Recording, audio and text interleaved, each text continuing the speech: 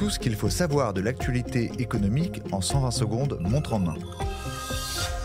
Bonne nouvelle pour les emprunteurs. Les taux de crédit immobilier sont de nouveau en baisse en juin, pour le 5e mois consécutif. Les meilleurs profils peuvent désormais espérer emprunter à 3,43% pour les prêts sur 20 ans, selon le courtier CAFPI.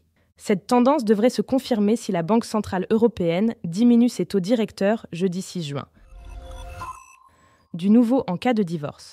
Après un divorce ou une rupture de Pacs, une personne peut être amenée à rembourser les dettes contractées auprès des impôts par son ex-conjoint. Les conditions pour être déchargé de ce paiement étaient limitées. Un texte de loi, qui vient d'être publié au Journal officiel, va rendre ces décharges plus accessibles. Un soulagement pour les femmes divorcées, qui sont les principales concernées.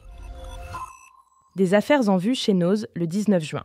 Ce jour-là, le déstocker mettra en vente les vêtements de l'enseigne de mode Esprit. Cette chaîne allemande avait annoncé, début avril, sa mise en faillite en Belgique et la fermeture des 15 magasins belges gérés en propre. Noz a racheté leur stock, soit 190 000 pièces issues des dernières collections.